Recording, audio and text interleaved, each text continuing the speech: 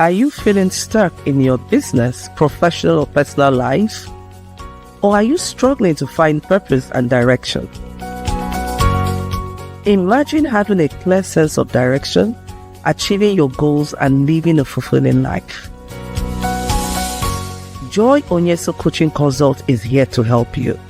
We will work with you to identify your strengths, overcome obstacles, and develop a personalized plan to achieve your dreams. With our coaching and consulting services, you will gain clarity, confidence, and the tools you need to succeed. Do not let fear, lack of clarity, or doubt hold you back any longer. Take the first step towards achieving your goals and living your best life. Contact Joy Onyesoh Coaching Consult today. Joy Onyesoh Coaching Consult, empowering you to reach your full potential. Call, SMS, or WhatsApp +234 704 229 1171. Or you can visit our website www.joyonyesohcoachingconsult.com.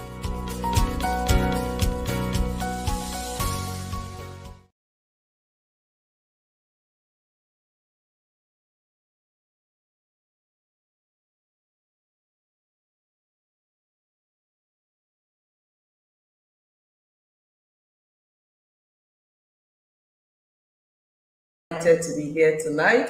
This is another exciting episode of Friday Night Hangout. In fact, it's our 223rd episode, season 20. Yay! Wow. We're so happy to be here. That's a lot, like right? Yesterday. I'm telling you. Wow, this is amazing. Yes, thank you so much. And with me in the studio today is a special guest. You know, it's not all the time we have guests in the studio. And when we have one in the studio, we're so mindful to celebrate. So I celebrate you, my dear sister. Thank you so much for coming. Pleasure. And you know, she is one woman that I admire, and she's going to be talking on something that I know she has A1 in. So,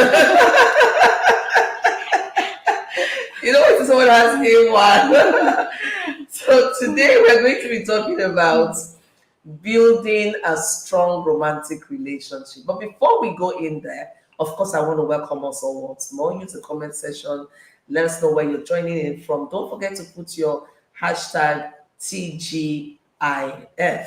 And I will turn over to my dear sister, Mama, to please self-introduce. Let's get to meet you before we delve into the topic for today. Wow. Good evening, everyone. Thank you, Prof.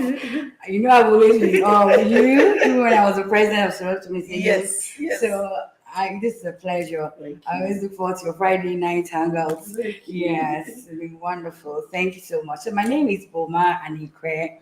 I'm a lawyer by profession, and I'm a chartered mediator and a conciliator. I consider myself an influencer because I have people who come to me for so many reasons. And presently, I'm running a co-host with my friend Ify. We're running the Courage Cast, so where we share dreams and give women, in particular, courage to share their dreams and to live their best lives. So I feel blessed to be here. We're so glad to have you. Thank you so much. She's a woman of many parts, you know, so a little bit of this, a little bit of that, but she has mastery in a whole lot. Thank you for making out time to be with us. We're going to go right ahead to talk on building a strong romantic relationship. I find this topic very interesting because there's a lot happening. Even just before we came live, I showed you some of the things I saw on social media, and it just seems like it's not possible to have a strong romantic relationship. But let's start from, what do we mean when we talk about romantic relationship? Yeah, thank you, Prof. Honestly, I think a lot of misconceptions have grown into the weather that people no longer look forward to it. But a romantic relationship is actually the goal of every heterosexual relationship. For those who are still budding, those dating, and those in marriage, if the romance is not there, I think there's nothing to look forward to. What can keep you in a relationship for 20 years, 30 years is the romance. So if it's not there, then you're not looking forward to it. That's why this day and age you hear people say marriage is not an achievement because you don't have, there's nothing inside. And for law we say you can't build on nothing. So you must have it and you must look forward to it. But a lot of people, due to so many disappointments, betrayals, they even think it's a childish thing. Oh, it's for children in their teens, or maybe first 3 years in marriage when the kids have not yet come, or maybe they're just coming in trickles. But when life gets serious, you put away childish things. It's so unfortunate, but it's actually the best thing. Before I give you a definition of a romantic relation, do you know there's something interesting that's happening to us, even in our Christian circles? Okay. The Bible has 39 books in the Old Testament, 27 in the New Testament. Do you know there are 66 books? But there's one particular book we all gloss over. The Songs of Solomon. Yeah! Like, if you come to church and the priest is talking about, you're like, what is going on here? I mean, I dressed up to come and hear the word of God. And this is what you're talking about, as if it's trivial. But this is one thing that makes me know that the word of God is complete. Do you know that when I want to delve into how to build it, if a husband and wife can choose maybe a chapter, there are just 7 chapters. Yeah. There's a space where the man can read his own part, the woman can read her own part, and it makes fondness to grow. It's not a childish thing. It is an aspiration. It is the goal. That in your favor called premium or nothing. It is premium to have a romantic relationship. And you can see it's not about the butterflies in the stomach.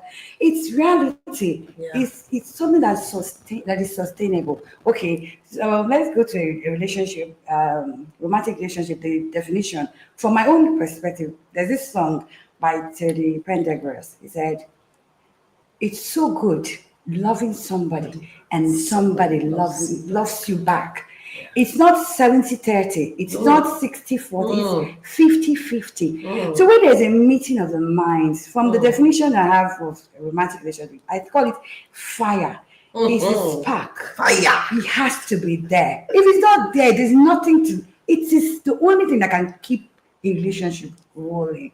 So a romantic relationship is a consensual relationship between, of course, two consenting adults, that has a lot of empathy, emotions, and financial intimacy.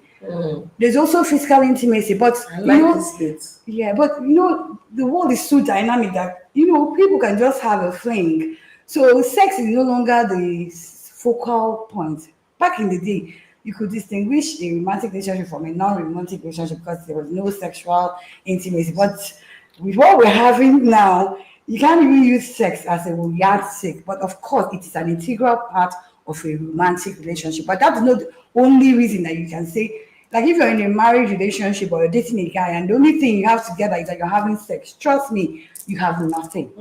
There should be more to it. There should be a respect. There's emotional strength you're drawing from each other. There should be balance. You should have intentionality. There's forbearance, fondness, tolerance, kindness. You'll be patient with each other. That's where you see that. And what's something about romantic relationships that you don't need to live with someone for donkey years, or the couple, they are living well. When you see them, their mannerisms, even when they come down from the car, you're like, hey, this is a troubled zone, because the energy is stiff. He doesn't even look out for the wife to know if she actually banged the door, he's moving out. But when you see people who are in love, you see that the person makes room to include it. There's inclusivity. Okay? But so many people the problem in marriage or relationships now is that people are alone in a relationship. This is really good. I just want to draw from what you said so far, because and I hope you're listening, because this is very important. There are several things, or a whole lot of things we go through, especially those in marriage or those who are dating, and you don't want to talk about it with anyone. And that's why we have conversation like this, very frank conversation, for people who have been experienced, who have gone through that journey, and they can share their insights, their experiences, to encourage you, and to also, point in a direction. Of course, we're not asking you to copy, but all we're asking you to do is to discover, as you move along. There's certain things, but you pointed that I want to draw from, and I want us to expand a little bit. You talked about empathy, and you talked about people being in a relationship or being alone. Yes. I see this as a very, very, these are strong pillars of romantic relationship. You also talked about finance. Yes, financial. Can we look at these three things, because of time? Let's, unpack this a bit when we talk about empathy. I was listening to Apostle Selman. I think I saw a reel of him. Was it yesterday or today? And I was telling young ladies, please, if there's anything you want to get right, please marry a man that is kind. Yes. And a woman, if you want to marry a woman that is kind. You say kindness. Some of the things we see today is because we marry people who are not kind. So can we just unpack that empathy a bit and talk about empathy, kindness, financial? You talked about financial inclusion, and you talked about fondness. Yes, fondness and all. Okay, let me go through the angle of communication. When you want to say that someone empathizes with you, it's a whole package because it depends on who the person is. As we were discussing this romantic relationship, I was just thinking about what is the person's temperament. There are 4 temperaments by Gary Crouch. He said there's the melancholic, the choleric, the phlegmatic, and the sanguine. So do you know that in each situation, you might see your husband as a devil because he's not speaking your language because of your personality. There's a love language also part of in communication. If someone is sanguine, the outgoing type, and you are the phlegmatic one, calm and all that, and he goes about doing things, you might see him as mean to you. Meanwhile, he's doing his best to be kind to you, his own way. I call it the Tower of Babel situation. Like you're not communicating effectively. So in communication, we talk about effective communication. This couple, I admire them. They are my marriage coach, Kingsley Okonkwo and Mildred. I always listen to their stories. They're always engaging. There's one of the stories the guy was sharing, and I knew he had to do a lot with communication. They went to give birth in the US. They were already done. So he was about to leave, and the wife was expecting that at least that last day they will have the time together. Some people, their love language is physical, touch, giving attention, acts of service. Some people is giving different types, But for the man, he being a sanguine, he was looking at his wife being comfortable and all that. So he brought the car key, gave it to the wife, Dana, and the wife looked at him like, you left the whole day and you're coming with this key. What am I doing with it? And the man bought a very, I'm not into cars, but the way he described the engine and all that, he was thinking about her comfort. How she wants to move around. So, it's a little thing. If only he had maybe demystified that, maybe, what do you call it, the surprise, if you only understood the kind of wife he had,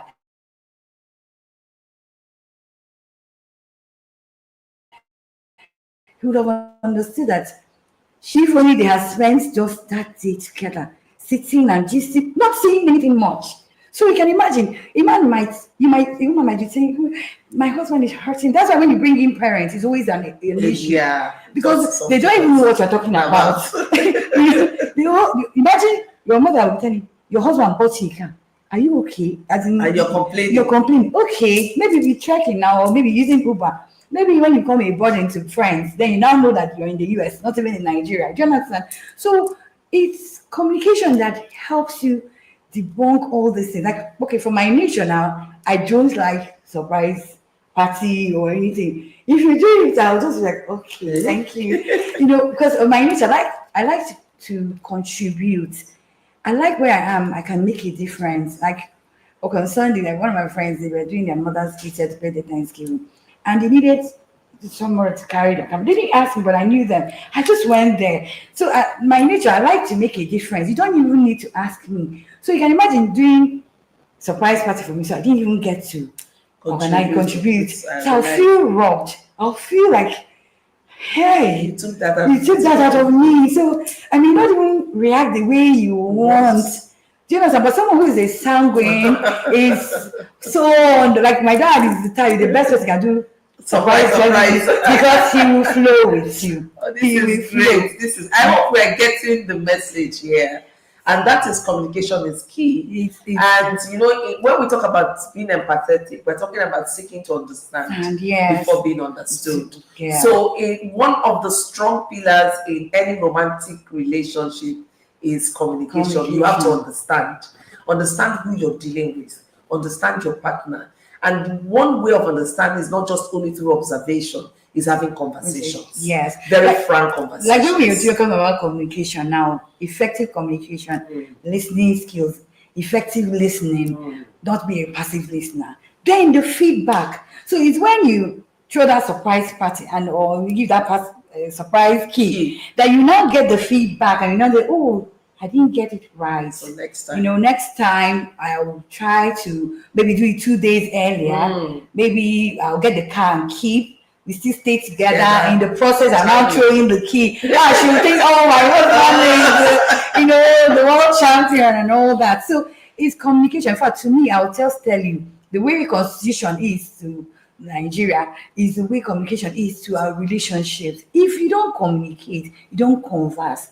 Some people are having issues. Some people are even divorced. They've never had an effective communication because you are a defensive listener. You don't listen. You're always justifying yourself. Like some people, when they're having conflicts, the man is always right. The woman is always wrong. So, like the Bible tells you, remove the log in your eye so that you can see the speck in another person. So if you don't understand that there's even something wrong with you, how can you even want to change? Like in part of the pillars of effective having a romantic relationship is when you're communicating. In fact, from communication, I also built in conflict resolution. Yeah. Because there's no way two different people, no matter how loving and understanding you people are, there are parts where conflicts must arise. So you must have the tools. My father would always have arm yourself the instruments of peace. So there are tools of communication, tools like in a romantic relationship. Why are they? We usually say no PDAs outside. They will carry it inside. PDAs mean public display of affection. And you carry it inside. Your children can never see where you're kissing. They don't see where you hold hands. But when you're aggressive, they see everybody sees that. So please, this PDA thing, is it exclusive for you don't want to see anything loving and caring? So we have these tools. I love you. Say it as often. And when you want to apologize, make it a first person thing. Yes. Oh, I'm sorry. I didn't quite get what you meant. Oh, I actually thought you meant this. That way the person know that you're inclusive, you're including the person, and the person doesn't have any reason to be afraid of you.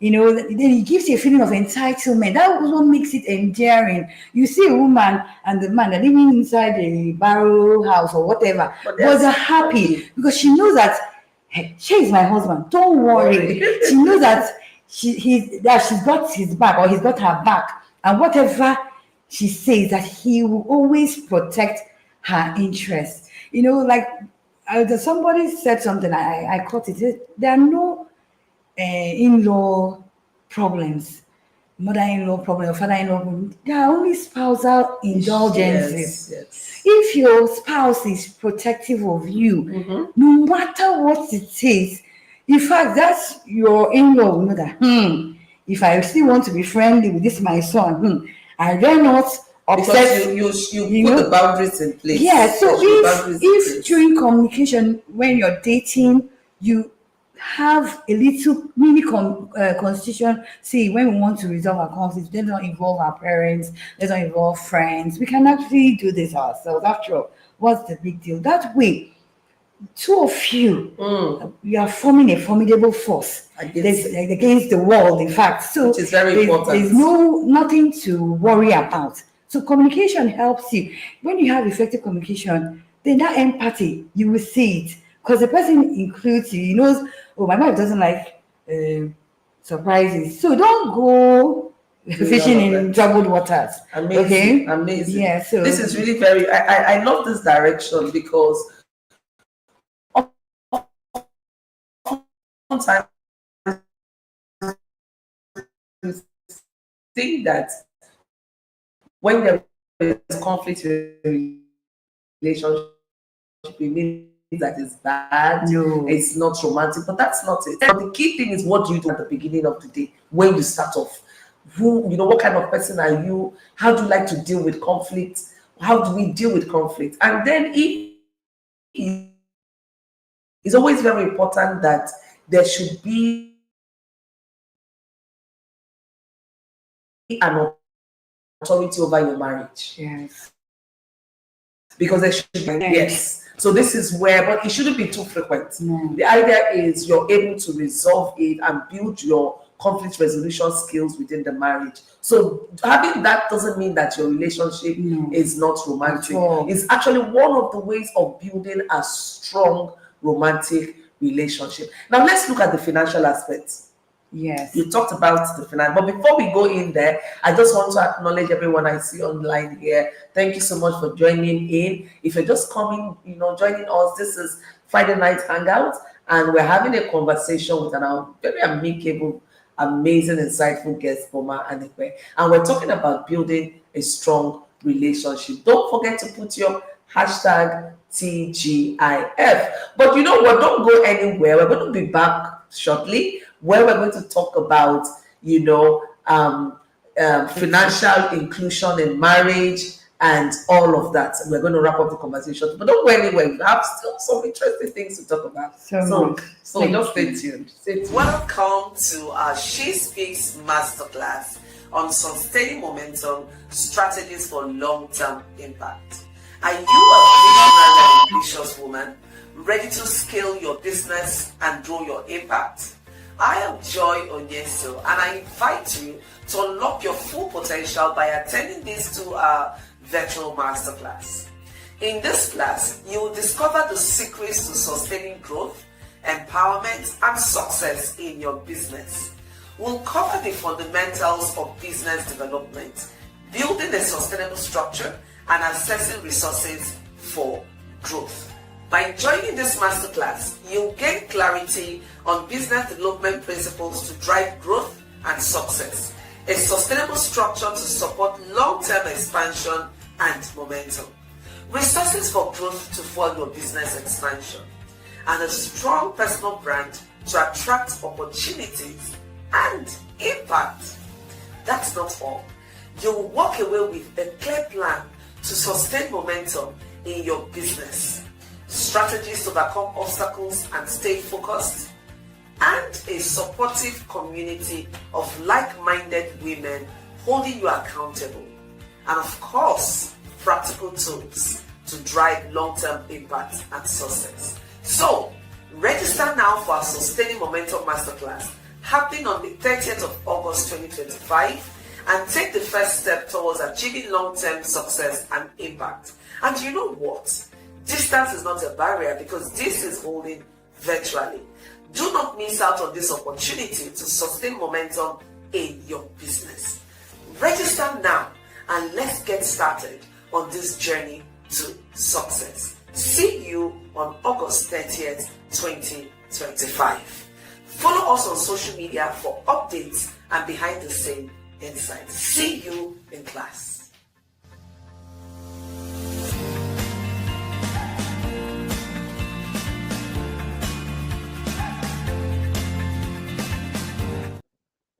Okay, so welcome back.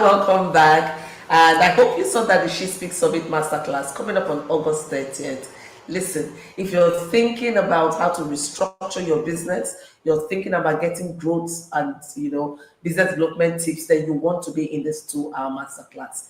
Honestly, we had a class we had the first class last month, and we talked about effective sales strategy. It was a bomb. So you want to join this one. That one was really so good. You want to be in this one if you want to grow your business and learn strategies to be in business for long term. Okay. So now we come back, and if you're just joining in, just sit tight. This is very interesting. Now we are continuing the conversation, and just before we wrap up, I want you to talk a little bit about financial inclusion. Intimacy. Financial intimacy. Yeah. Exactly. Even corpses in the mortuary, they still pay tax now. So there's no way you can have a full-grown adult in your life and you claim you love the person and you feel like the person is living off handouts. It's not done. And there are people who have so much inside of them that can change even the financial base of the home. So imagine if a man comes up with this patriarchal mentality where, oh, I'll stay at home. Some people think when you working is because of money alone. Some of them, I'm working outside town. Why are you going outside town? How much are they paying you? I said, it's not the money. Yeah. It's not just the money. Of course, we want money. But there's a satisfaction. And you're making a difference. Yes. You're creating a niche. And the women who have so much, we have billionaires, I like to at them. There are women who men didn't really stop, at their initial stage, and they can go so far.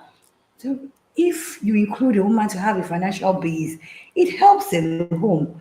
Even if you have so much, the woman's portions, there's a way she goes about it and she makes things happen. So a woman, thank God that life is now dynamic. They are online, so they don't really have to go out physically, but they can grow a business online. We can go out to do it in our office, a 9-to-5 job, or as an entrepreneur or something. But a woman should have a financial base. A woman can never have too many sources of income because she has so much to do and to give back. Once you're no more a baby, you should be responsible. Even as a Christian, you want to pay tithe. Yeah. Once you make a difference, you can see someone that is, the Bible said when I was sick, I gave you food. You see, okay, I see someone that is sick, and I call my husband, please, can you send me 5K? I want to give you a beggar on the street. It doesn't make sense. But if a woman can have her own financial base, and even including it in the sense of a man, even allowing her to work, then even when the man he has to include the wife. There's some cases like we lawyers, we've seen a lot of them. When a man dies, he dies intestate, didn't even write any will. He leaves his inheritance.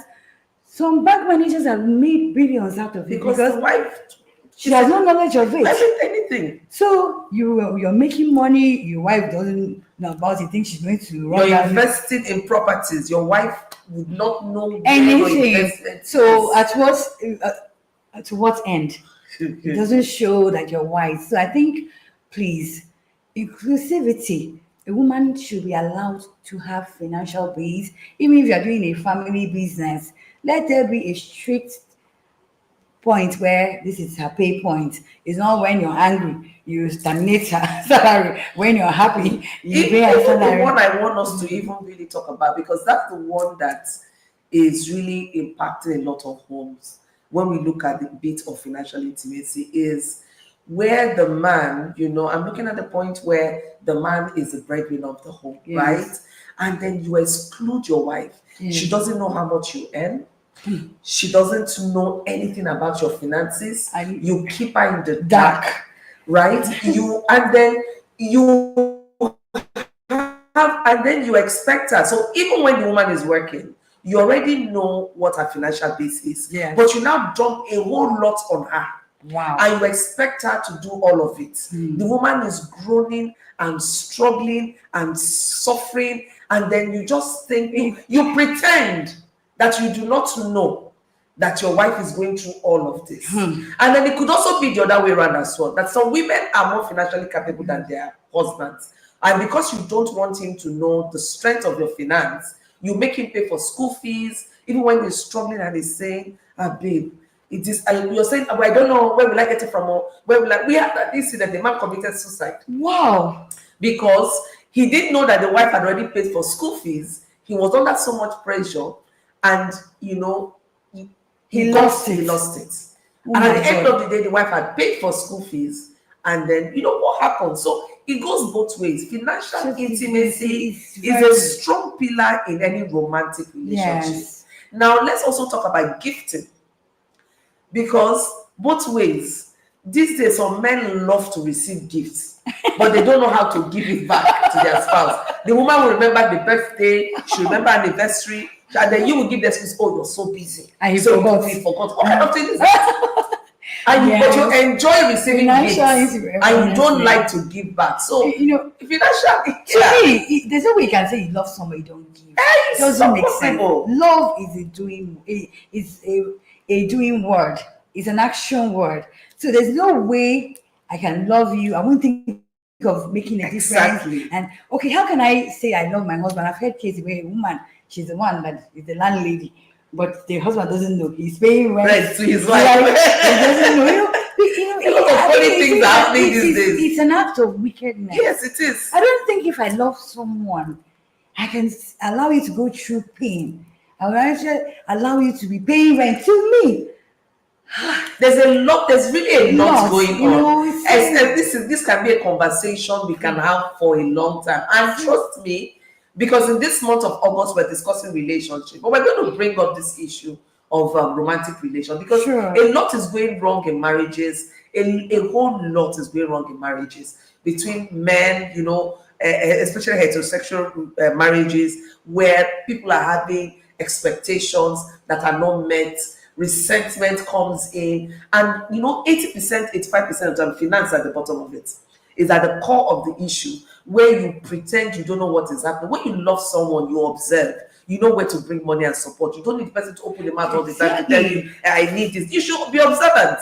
That is what empathy is all about. You should be observant and know where to chip in. You don't have to wait for the man is about to die. You now say no. When you love, you observe and know how to support.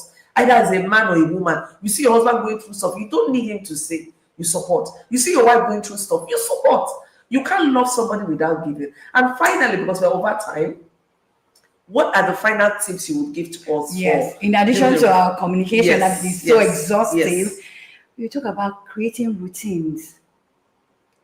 Sometimes you have some days you hang out, just you and your partner, you and your wife. You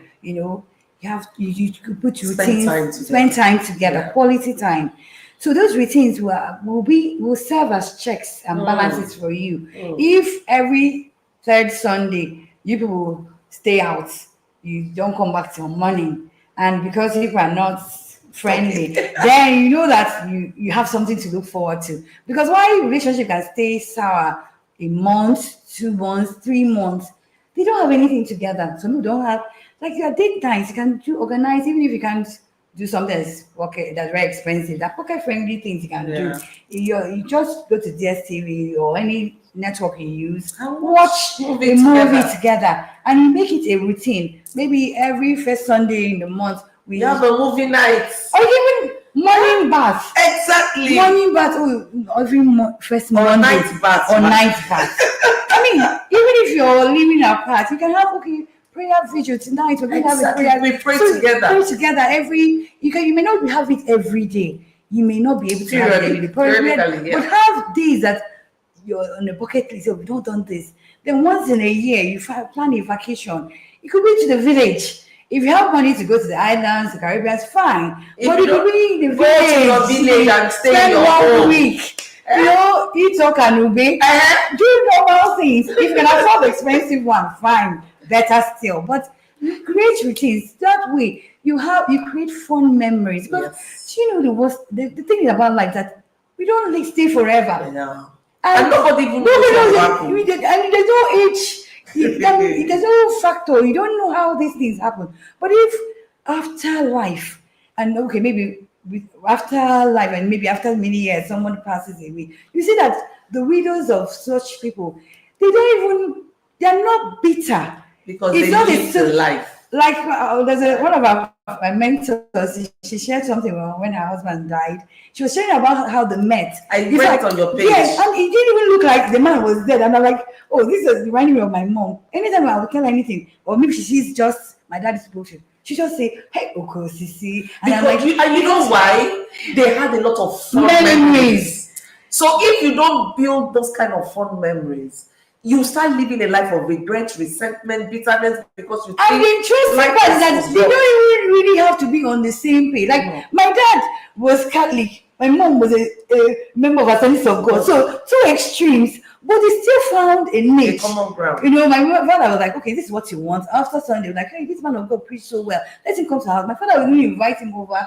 We'll have lunch. You know, some people were like, wow, what type of home is that? It was just like a free, and he made.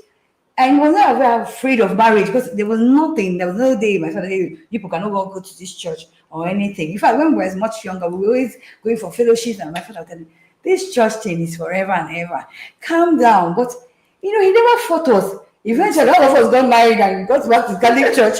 Can you imagine? Without him forcing us. So sometimes you may not even like that you are agreeing on everything, but have a dynamic way of resolving things. Yes. Agree to disagree. Okay, you believe in this. Okay, you love this. Well, I'll be doing it. My wife loves this. My husband loves that.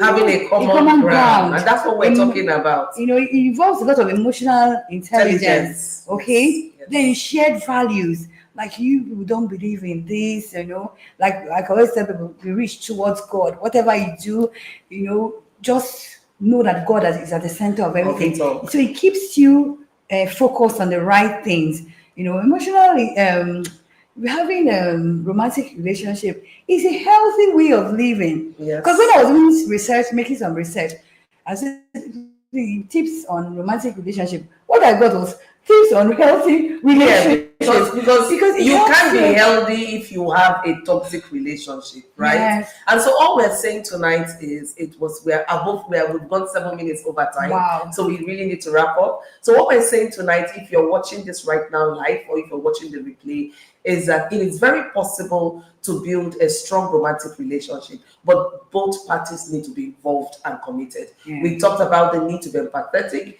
the need to have financial intimacy, the need to build routines together, yes, have shared values. We also talked about, you know, communication, effective communication, effective listening, exactly, and all that. These are very key things. It's a whole lot. And look forward to it. It's an expectation. People should look forward to it because that's the main thing. Exactly. So there's a whole lot to it. So we just want to thank you all. I hope you've gotten a lot of nuggets from this conversation. And if you just jumped right in, not to worry, watch the replay. This month of August, on Friday Night Hangout, we're dedicated to, you know, talking about different types of relationships. So don't miss next week Friday. We have another interesting conversation coming up on another type of relationship because we have different types of relationship. So thank you so much. I remain your host, Joy Onyesoh, and from myself and my team and my amazing guest.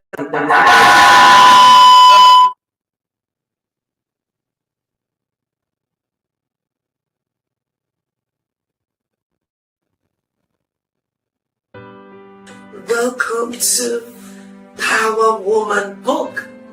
This book is designed to empower and inspire women to reach their full potential. As a woman who has navigated her own journey of self-discovery and growth, and also the author of the book, I'm excited to share my insights and experiences with you. In this 2-minute review, I'll explore the 8 chapters that will help you unlock your power and live your best life. Our journey begins with understanding forgiveness, balancing emotions, and overcoming obstacles.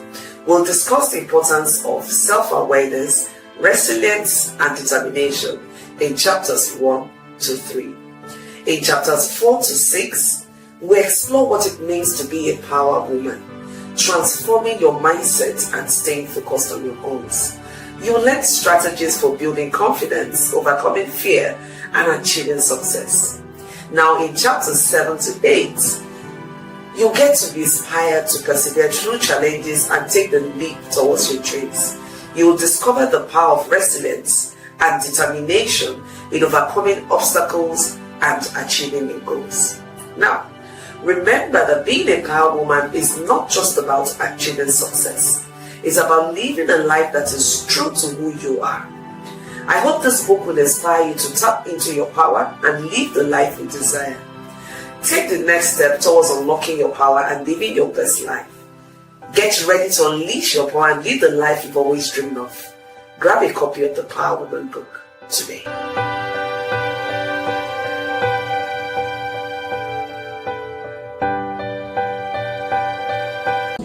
This is right.